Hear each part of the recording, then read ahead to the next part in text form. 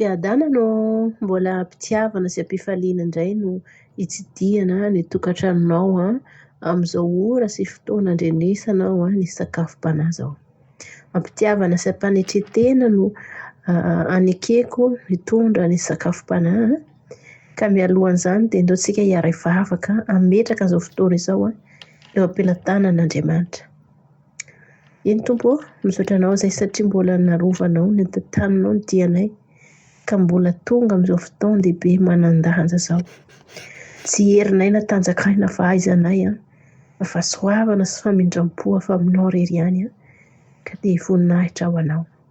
Tompo, raha andre ny teninao zahay mangataka ny fanahy masinao hanositra ny lelako, ny vavako tahaka ny vavany efa mahay. Aoka tsy ho tazana ny maha-olombelona, aoka tsy ho tazana ny maha izy manokana, fa aoka hiafina ambany teninao. Fa fantsona ihany tompo ho fampitana ny hafatrao. Satria ianao miteny hoe midorian'ny filazantsara amin'ny olombelona rehetra. Tsy mifidy fotoana, tsy mifidy fepetra, tsy mifidy olona ny fitoriana ny filazantsara. Izay rehetra tianao sy nandray anao tompy sy famonjy ny fiainana manokana dia afaka mijoro ho vavolombelona ny amin'ny fahatsaranao amin'ny alalan'ny toriteny, amin'ny alalan'ny hira fidirana, amin'ny alalan'ny fampahirezana manokana. Ka eto Jesosy dia nataonao fantsona ho fitondrana ny anaranao amin'ny alalan'izao sakafom-panahy izao indray. Ka dia mitenena tompo araka ny fombanao. Mitenena Jesosy io. Aoka ianao hanendry ny molotro. Aoka ianao hanadio hatrany anaty foko lalinany fisainako, ny aty fanahiko, mba ho azo antoka tokoa Andriamanitra fa vovo velaheloka ny ahafahako manana anjara amin'izao fampitana ny hafatra izay ho ambaranao amin'izao. Dia izao miteny ny tompo nandraikitra voalohany amin'izany sy manatsoaka lesona ny amin'izany dia izay rehetra miaina koa. Saotra Jesosy io. Amen. Amen. Voninahitra ho an'Andriamanitra no mbola ahafahako manana anjara amin'izao asa fanompoana hitondra ny sakafom-panahy izao ka dia ampitiavana sy ampanetretena indray no hiara-bako atsika rehetra. Desambra ny volana 2025 izany hoe volana farany amin'ity taona 2024 ity. Manana thème manokana isika eto amin'ny fiomanana ho any an-danitra dia ny falimbavaka izany. Falimbavaka, izay no thème antsika amin'ity volana ity. Ka ny tenin'Andriamanitra izay hoentina ho fakafakana fohy amintsika eto dia mifandraika amin'izay falimbavaka izay. Ka dia ho jerevantsika ary ny teny izany dia ho hita ao amin'ny Jaona 5:17. Tenin'Andriamanitra izay ao amin'ny Jaona 5:17 fakitra izao ny teny amin'ny anaran'i Jesosy Kristy hoe: raha miray amiko ianareo ka mitoetra ao anatinareo ny teniko dia angatao izay tianareo na inona fa ho tonga aminareo izany. Amen. Izany ary no tenin'ny tompo hoentina ho fakafakana amintsika, hifampaherezantsika eto akatsika lesona. Mazava loatra izay tenin'Andriamanitra izay. Jesosy Kristy eto no miteny amintsika tsirairay avy. Jesosy Kristy tenany hoe raha mitoetra ao anatinareo ny teniko kosa izy ary raha miray amiko koa ianareo. Tatsika inona no atao hoe miray amin'ny Jesosy Kristy? Ny firaisana amin'ny Jesosy Kristy dia tena hoe tsy fifangaroana amin'ny izao tontolo izao. Mitoetra ao anatinareo ny teniko. Inona ny tenin'i Jesosy Kristy? Maro ny tenina ireny didy folo ireny dia efa manambara ny teniny. Ny teny izay nampitondrany ny mpanompon'Andriamanitra rehetra ao anatin'ny Baiboly ao dia efa teniny. Ny tenin'ny filazantsara zany amin'ny maha hoe filazantsara zay dia zavatra tsara no voambaran'izany teny zany dia tenin' Jesosy Kristy zany. Eto izy dia miteny hoe raha miray amiko ianareo. Mila manontany tena zany izao sy ianao hoe miray amin'i Jesosy Kristy marina ve isika? Ny firaisana amin'i Jesosy Kristy dia mahatonga antsika manana fiainana manahaka an'i Jesosy satria iray amin'i Jesosy ihany isika.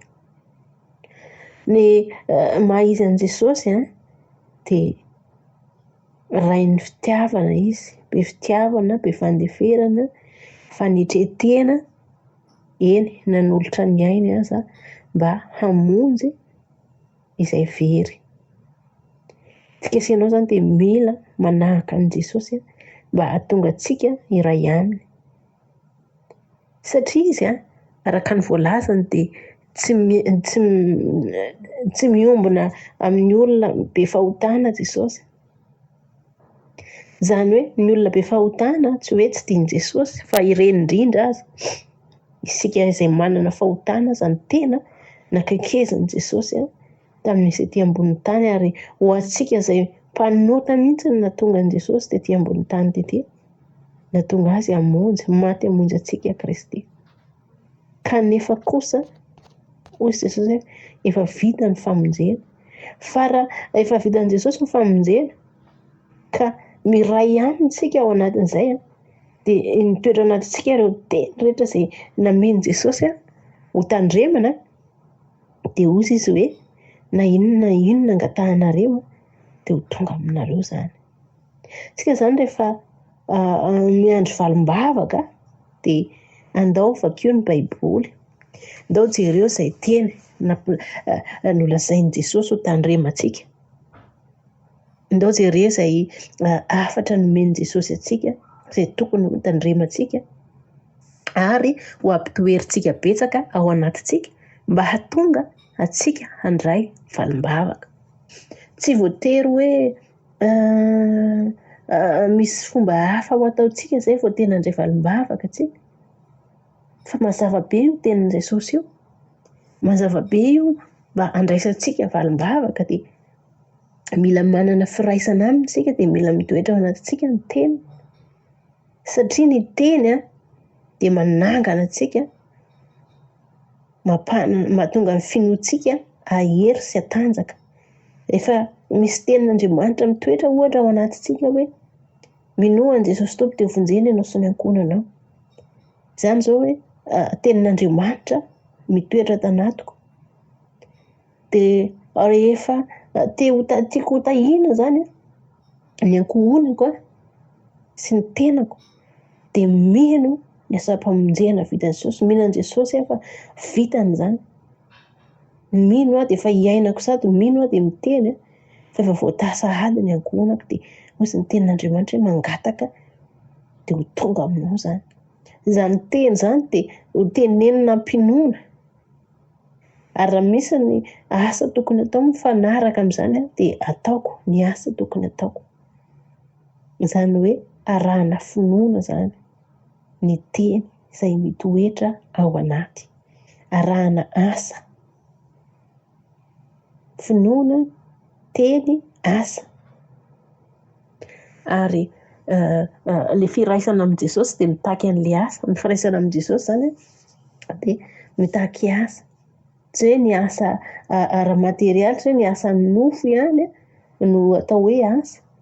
Fa ohatra zara fitiavana zao dia efa asan'i Jesosy zany satria izay no nataony taty ambony tany mizara fitiavana. Jesosy Kristy raha tonga taty tsy nitondra zavatra be dia be omenan'ny olona taty izy ara-materialy. Tsy nanampy ny olona ara-materialy izy fa tamin'ny alalan'ny teny narahana asa no namonjena ny olona, nanaova ny fahagagana, nanaova ny fitahiana ho an'ny olona rehetra. Fa isika araka ny tenin'i Jesosy satria izy efa tsy ety intsony. Amin'ny fanahy izy eny amin'ny tontolom-panahy izy sisa no mahita antsika fa efa tsy ara-nofo intsony Jesosy. Satria efa nitsangana izy efa any amin'ny voninahiny lehibe izy amin'izao fotoana zao any an-danitany fa nefa kosa ny fanahiny dia mahita atsika, manara-maso atsika miaraka amin'ny anjely mpiara-miasa marobe. Ka sekret anankiray ny valim-bavaka zany ity ankoatran'ny hoe fifadikanana, ankoatran'ny hoe firaisan-tsaina amina olona anankiray na anankiroa amina fangatahan-javatra, dia anisany anankiray sekret goavana ahafahantsika mandray valim-bavaka avy amin'i Jesosy ny firaisantsika aminy, ny ihazoanantsika ny teniny ao anatintsika, dia hanaovantsika ny asa sy ny fihetsika rehetra mifanaraka amin'izany mba hitahiny Jesosy Kristy tompo ny fiainantsika. Ny ankoatra anankiray tsika ohatra hoe ny eo amin'ny arakasantsika ohatra. Eo amin'ny arakasantsika dia ohatra hoe tena misy zavatra tsy zakantsika mihitsy ao anatin'ny asantsika eo, ohatra hoe manana mpampiasa zao isika, na chef io na manager io na iza io ka ambonitsika izay mampiasa antsika, dia mahita mihitsy hoe tsy mahita ny fahatsaratsika io mpampiasa antsika io, tsika miasa mafy, tsika miasa mifo, fa tsy mba mahazo fankasitrahana isika ao anatin'izany, tahaka ny hoe tsisy mijery, tahaka ny hoe ny olona manao atsirambina ny asany ihany no mahazo fankasitrahana eo anatrehan'ireo lehibe antsika sy mpampiasa antsika ireo. Dia izao hoy Jesosy hoe raha miray amiko ianao ka mitoetra ao anatinao ny teniko dia angatao izay tianao angatahana na inona fa tonga aminao izany. Inona izany? Ny zavatra tianao hitranga eo anivon'ny toeram-piasanao. Inona no tianao hitranga eo anivon'ny toeram-piasanao? Ohatra, mba tianao hoe hiakatra ny karamanao. Ohatra izay tianao hoe hiakatra ny karamanao. Efa mazana moa raha hoe miasa izany ianao dia sarotra aminao ny teny mba hampiakaro ny karamako. Fa misy norme arahana indraindray tonga amin'izany hoe fampiakarana karama izany.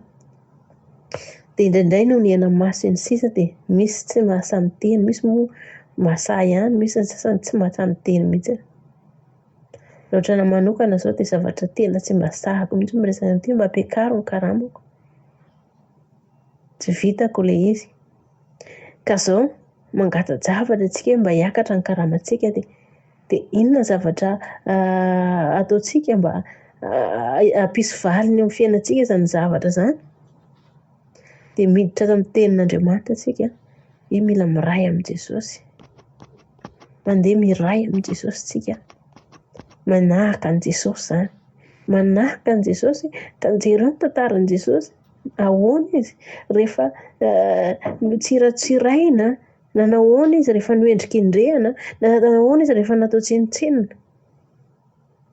Nangina Jesosy ny zavatra nataony ihany nataony. Izay natokony ataony ihany nataony, fa tsy nifandahatra izy, tsy nandresy lahatra izy, tsy nisorateny izy fa izay rehetra nataony ihany nataony.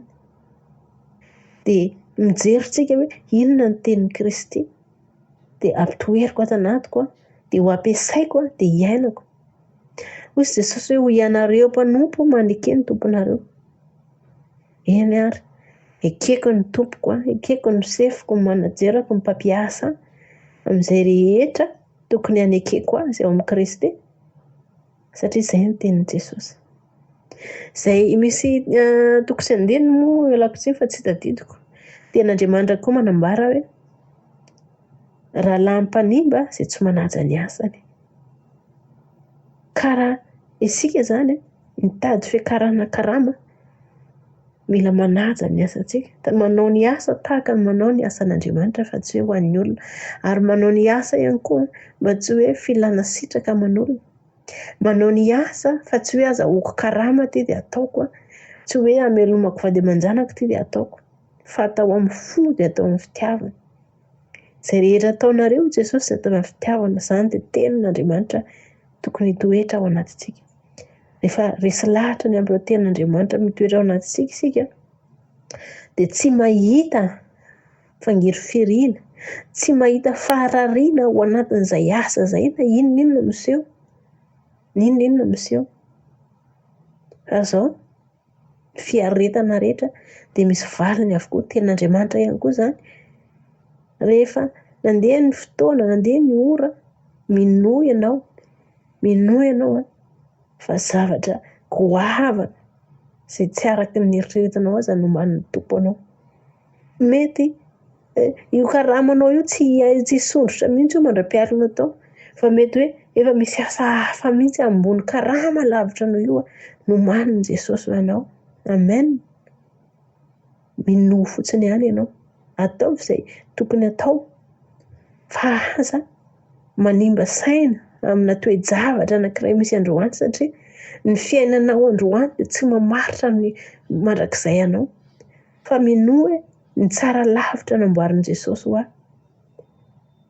Zanak'Andriamanitra, Jesosy aza efa niteny hoe mpiray lova aminy isika. Tsy natsoina hoe mpanompo fa zanaka dia raha zanaka dia mpiara-mandova amin'ny Kristy. Ka ninona mamaritra ny fiainanao androany dia minoa ataovy takany ny efa nahazo ny valim-bavaka tianao ho azo ianao. Voalohany indrindra aloha dia intsika olombelona indraindray tsy mety ho afa-po amin'izao fiainana izao. Ohatran'ny hoe mahazo valim-bavaka androany dia rapitso valim-bavaka hafa indray, fa afaka mifaly amin'ny izay toerana misy antsika isika satria valim-bavaka foana ny toerana misy antsika. Misy olona izao maniry eo amin'ny toeranao io.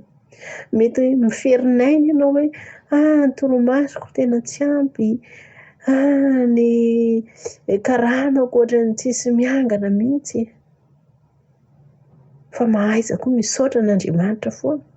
Satria ny fisaorana sy ny fifonana kosa ny tenin'Andriamanitra dia efa manambara ny fangatahana.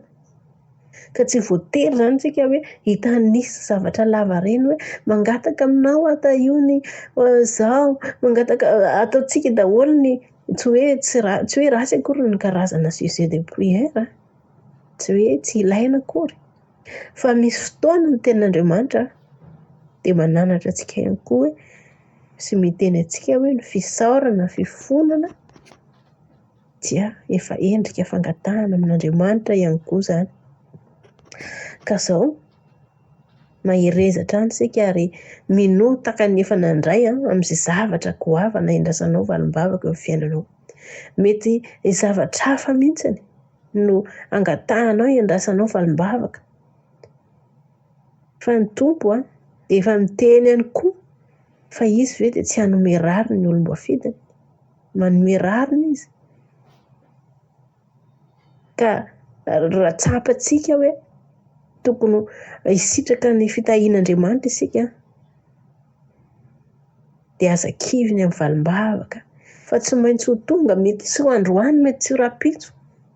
Fa ny fotoanan'Andriamanitra ny tsara indrindra amin'izay valim-bavaka indraindrantsika. Fa ny amin'ny androany aloha dia mifaliana. Isaory an'Andriamanitra ny situation androany.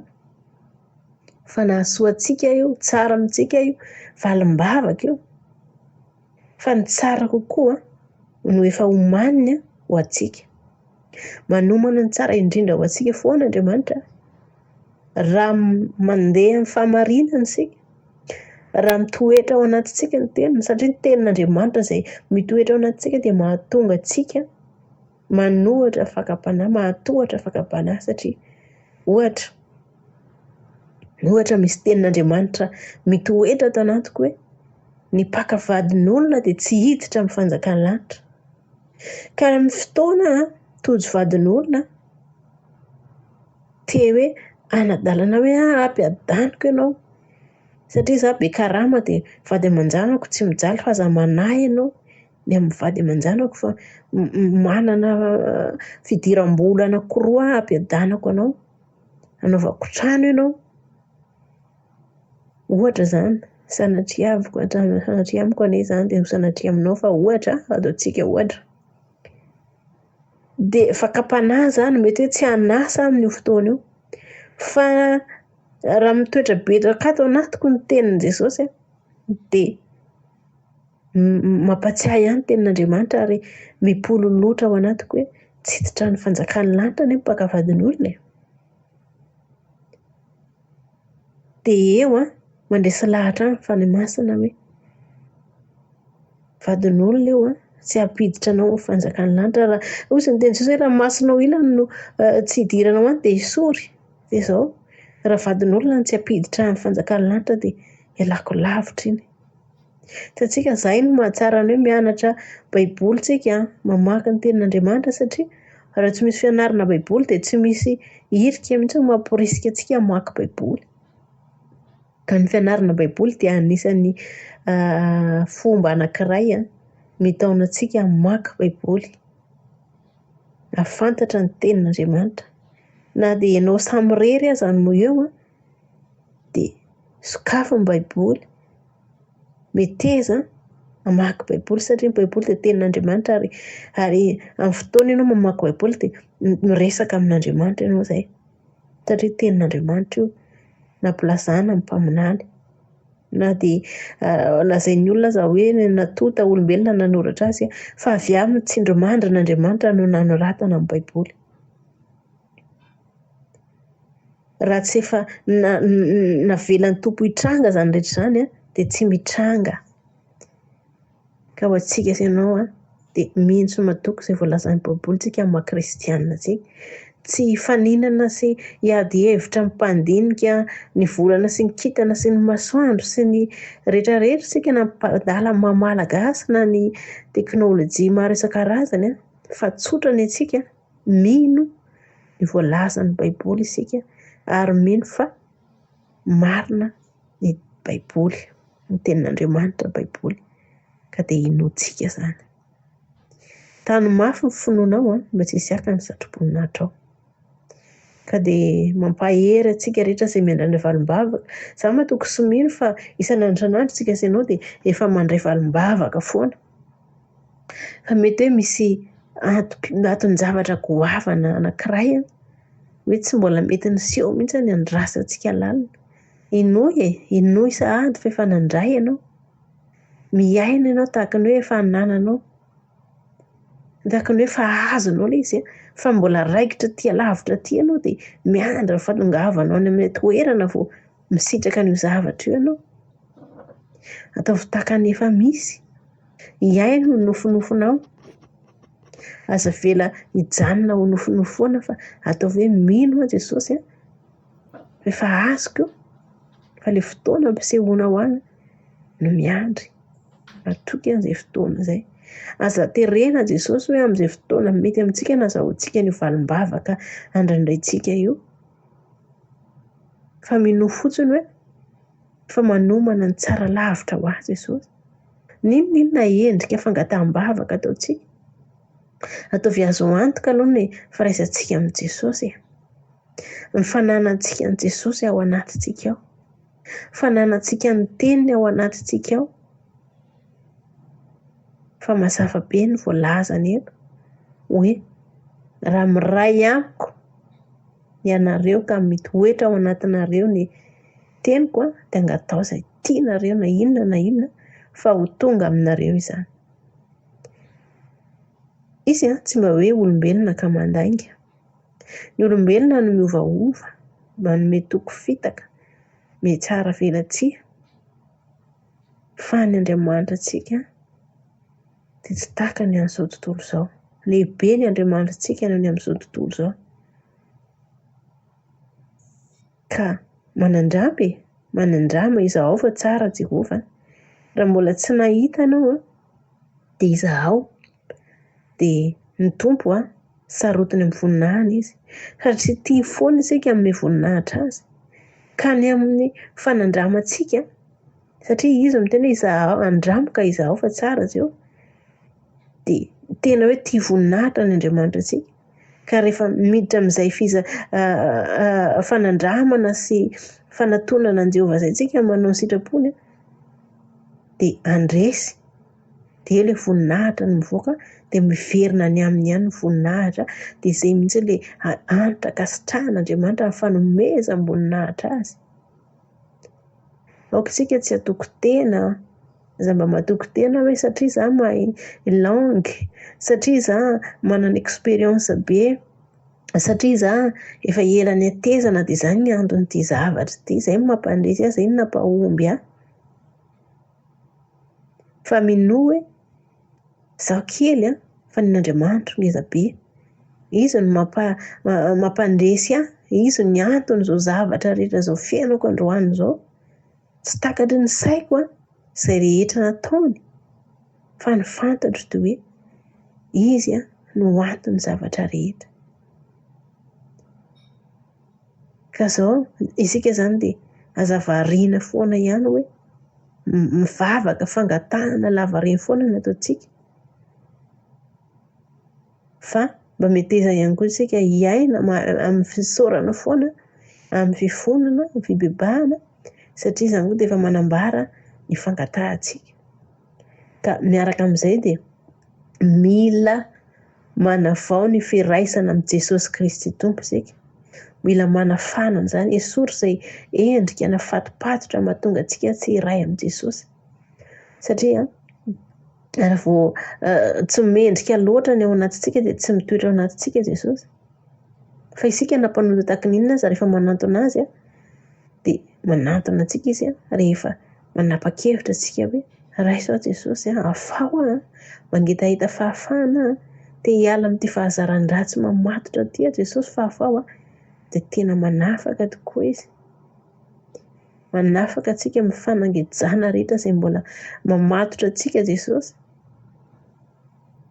Ka na aiza na oviana mandray fanapahan-kevitra isika manantona an' Jesosy dia vonona indray hamitrana amin'ny fihavanana amin'i Jesosy, hanarina ny tsy mety rehetra, dia mbola fotoana zao fahavelomantsika zao, mbola fotoana mety zao hiverenantsika indray amin'i Jesosy, hiraisantsika indray aminy, hiazonantsika ny teniny rehetra mba ho andry sy batery fiarovana ho antsika izany teniny Jesosy Kristy mitoetra ao anatintsika izany. Voninahitra ho an'ny Tompo irery ihany dia fiadanana anio amintsika. Mbola hiary vavaka isika hisaotra an'Andriamanitra. Jesosy eo misaotra anao ny amin'izany teny izany eny, nanome ny teny ianao ho ankatoavinay, ho toavinay. Dia izaho izay ny teny mialoha no hanarinao ny amin'izany teny izany hoe tena miray aminao marina ve tena mitoetra marina tanatiko ve ny teninao? Toy izany ihany koa an'izay rehetra miaino izany fanontaniana izany. Tena miray amin'i Jesosy ho marina ve ianao? Tena mitoetra betsaka ao anatinao ve ny tenin' Jesosy? Mankatoa ve ianao? Satria raha mankatoa izao sy ianao raha miray aminy sy mampitoetra betsaka ny teny ao anatintsika dia manome toky Jesosy hoe na inona angatahinareo dia ho tonga aminareo zany. Misaotra tompony amin'izany teninao izany, andiny tena izahay ary ampifanaraka ny toe-po sy ny toe-tsaina, ny toe-panahinay amin'ny anao mba hahafahanay mahatakatra sy mahalala fa ny valim-bavaka izay andrasanay indraindray dia tsy tonga satria tsy miray aminao izay, tsy manana ny teny ao anatinay izay, tsy mitahiry an'izany teny ao anatinay na mandalo fotsiny nataonay mandalo fotsiny izany indraindray, fa manao vavaka lava reny foana izahay, manao vavaka fahazarana izahay, kanefa ny zavatra takianao ataonay dia tsy mifanaraka amin'ny sitraponao. Fa ilay masonao gasy ny fo ny saina mampananay mba ho tonga saina izahay, mba hatakatra izay fa tokony miverina amin'ny fitiavana voalohany amin'ny firaisana aminao sy fankatoavana ary fitehirizana ny teninao ao am-ponay. Misaotra Jesosy eo, voninahitra dia ho anao irery ihany. Amen.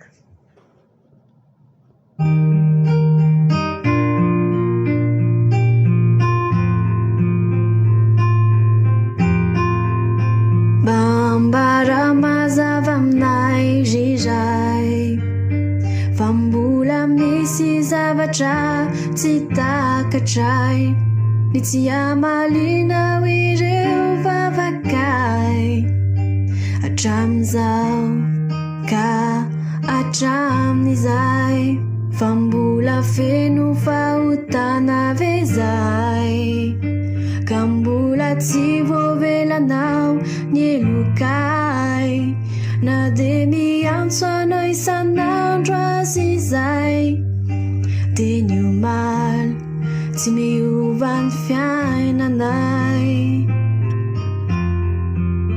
tsy ho kivy aneo miantso anao ray malalo iantso anao fony ty zanakadaly efelany ao nomba ty ial am fiainanay tokidaladal raha sitrakao ry tompo meu any ery iatreako ny ampitsoavy mistera tary ho lalanao mba tsy ho very fa malemy sy ho safeno fery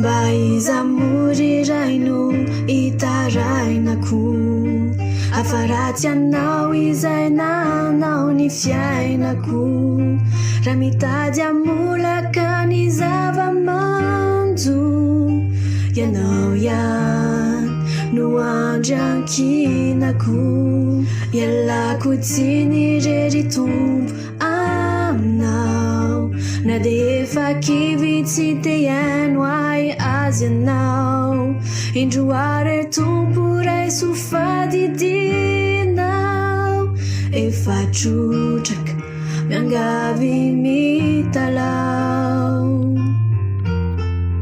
nangonikyo ny erikyo tato anaty anazava ny finokomba tsy ho faty efa atrinielao no e ao no efa nin faniraikyo ambony tsy manadin ifonako ny ditra sy ny adalana tsy atoko intsony ny andinka lalan indrony tenako atotro aminao inty ao ry tompo irakao irakao